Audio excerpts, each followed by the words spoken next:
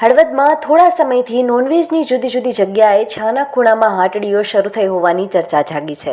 ત્યારે આજે શહેરના લક્ષ્મીનારાયણ મંદિરથી મામલતદાર કચેરી સુધી વિશાળ મૌન રેલી યોજાઈ હતી અને મામલતદાર હળવદ પોલીસ સ્ટેશનને આવેદનપત્ર આપવામાં આવ્યું હતું અને રામધૂન બોલાવી હતી તો સાથે જ તંત્રને 48 કલાકનું અલ્ટિમેટમ આપ્યું હતું અને જનતાને રેડની ચીમકી આપી હતી અને નોનવેજની હાટડીઓ બંધ કરવા માટે રજૂઆત કરવામાં આવી હતી।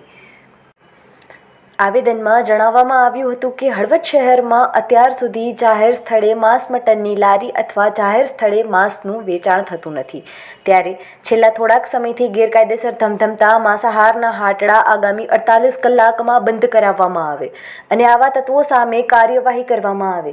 જો 48 કલાકમાં કાર્યવાહી કરવામાં નહીં આવે તો હળવદના જીવદયા પ્રેમીઓ અને સામાજિક સંગઠનો દ્વારા જનતા રેડ કરીને ગેરકાયદેસર રીતે ધમધમતા માંસાહારના હાટડાઓ બંધ કરાવવામાં આવશે તેવી માંગણી સાથે રામધૂન બોલાવવામાં આવી હતી। મંચના આહવાન ઉપર જે મોટી સંખ્યામાં નગરજનો અને હિન્દુ ધર્મપ્રેમી જનતા આ રેલીમાં ભાગ લીધો તે બદલ હળવદની ધર્મપ્રેમી જનતાનો હું ખૂબ ખૂબ આભાર માનું છું અને તંત્ર પાસે એવી માગણી કરું છું કે આ જે સળગતો પ્રશ્ન છે, હળવદની જે અસ્મિતા છે, હળવદની જે ઓળખ છે એ અકબંધ રહે એના માટે તમામ જ્ઞાતિ કટિબદ્ધ છે। તો આ તમામ જ્ઞાતિઓની જે લાગણી છે એને માન આપી અને ત્વરિત પગલાં લઈ આજે ગેરકાયદેસર માંસ મટનના હાટડા છે એ તાત્કાલિક ધોરણે બંધ કરાવવામાં આવે અને તળાવની અંદર જે આ હીન પ્રવૃત્તિ ચાલી રહી છે એ પ્રવૃત્તિ બંધ કરાવવામાં આવે અને તળાવ ઉપર 2 હોમગાર્ડના જવાનોનો એક પોઈન્ટ મૂકવામાં આવે એવી તંત્ર પાસે હું માગણી કરું છું। અને જે હળવદ ગામની જાહેર જનતાએ જે અલ્ટિમેટમ આપ્યું છે કે 48 કલાકમાં જો આ બંધ નહીં કરવામાં આવે તો હળવદની જનતા રેડ કરી આ તમામ હાટડા બંધ કરાવશે એ અમારી માગણી ચાલુ છે।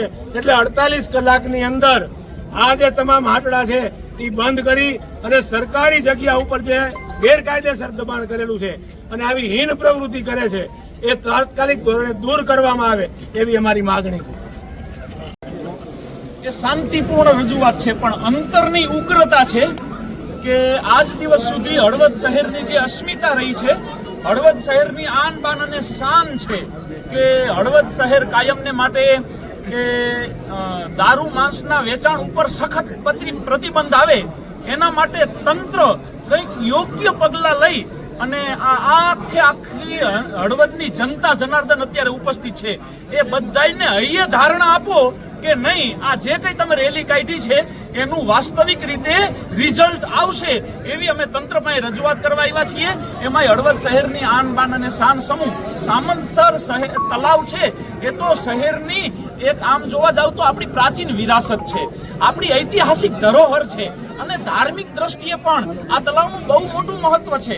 વૈજનાથ દાદા પણ એક સમયે તલાવની પાયરે બિરાજતા હતા, તો વચ્ચેથી હાઈવે નીકળો એક સમયે જેમ વૈજનાથ મહાદેવ એ હળવદ શહેરના સામંતસર તલાવની પાર ઉપર બિરાજે એ જ રીતે આપણા શરણેશ્વર દાદા પણ એ સામંતસર તલાવની પાર ઉપર બિરાજે છે અને આપણા જે કંઈ આધ્યાત્મિક જગતના જે આદ્યાશક્તિ માં એવા સૌની આસ્થાનું કેન્દ્ર સમા જગતજનની માં શક્તિમાં એમના બેસણા પણ આજ હજારો પરિવારોની આસ્થાનું એ ધામ છે। તો શક્તિમાના બેસણા પણ તલાવની પાયરે છે, તો સ્વામિનારાયણ ભગવાનના ચરણ પગલા પણ તલાવની પાયરે છે। સ્વામિનારાયણ ભગવાનના ચરણ રસથી પણ પ્રાસાદિક થયેલી એ ભૂમિનું સંપ્રદાયની દ્રષ્ટિએ આખા ગુજરાતભરના યાત્રિકો ત્યાં દર્શને આવે છે અને અહીંયા પાણી બહુ જ ભાવથી મહિમાથી લોકો માથે ચડાવે છે। લોકો સામંતસર તલાવમાં સ્નાન કરવાનો પણ એક મહિમા, શ્રાવણ મહિનામાં આ તલાવમાં સ્નાન કરવાનો કેવો મોટો મહિમા છે, આ તલાવનું જળ લઈ ભગવાન ભોળાનાથનો અભિષેક કરવાનો મહિમા છે, એ ઐતિહાસિક ધાર્મિક દ્રષ્ટિએ બહુ જ મહત્વપૂર્ણ ગણાય।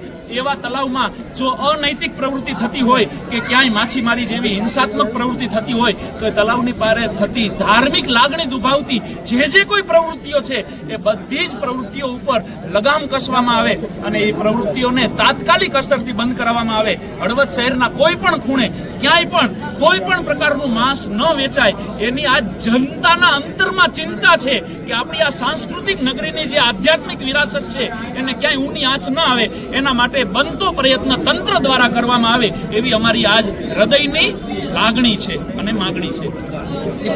નું મૂળ પાટનગર, જે 23 તાલુકાઓનું મૂળ પાટનગર હળવદ, જેની લાંબી સાંસ્કૃતિક અને ધાર્મિક વિરાસત છે અને આ ભૂદેવોની પવિત્ર નગરી છે. અહીં પાર્થિવ લિંગ બનાવી અને તળાવમાં અર્પણ કરવામાં આવે છે. શ્રાવણ મહિનામાં લોકો બહારથી હળવદ આવે છે. એવો હળવદનો મહિમા છે. અહીં અનેક દેવસ્થાનો, અનેક સંપ્રદાયના અનેક દેવી દેવતાઓ બિરાજે છે. ત્યારે આજે હિન્દુ સમાજની લાગણી આવા હાટડાઓ ચાલુ થતા દુભાણી છે અને એ દુભાતા આજે એક મૌન રેલી નીકળી છે. ત્યારે હું એક વિનંતી કરીશ કે ભૂતકાળ ન ભૂલાય. આજથી હળવદના ભૂતકાળમાં શું થયું હતું એ તમને બધાને યાદ જ છે.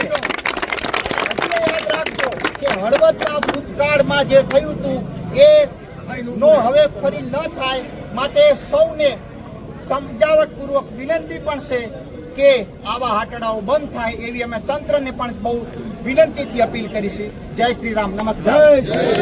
અમારા જે આવેદનપત્ર આપવામાં આવ્યું છે એ આવેદનપત્ર સ્વીકારી અને પોલીસ સ્ટેશન નગરપાલિકામાં જાણ કરી અને જે ગેરકાયદેસર હશે તમામ બંધ કરવા માટે સૂચના આપી. હળવદની અંદર જે ગઈકાલે ઘટના બની છે એના અનુસંધાને સર્વ સમાજ અને હળવદ અસ્મિતા સંગઠન અને હળવદની તમામ ધાર્મિક સાંસ્કૃતિક સંસ્થાઓ અને તમામ જ્ઞાતિના આગેવાનો, હળવદનો એક હિન્દુ વ્યક્તિ અહીં એકઠો થયો છે અને ધાર્મિક લાગણી દુભાતા અહીં માનનીય સાહેબ પાસે ધા નાખો આવ્યો છે કે અમારી વિનંતીને સ્વીકાર કરો, અમારી અરજીને માન્ય રાખો અને હળવદમાં આ બધી ગેરકાયદેસર જેટલા હાટડા છે જાહેરમાં અથવા તો ખાનગીમાં એ બંધ થવા જોઈએ.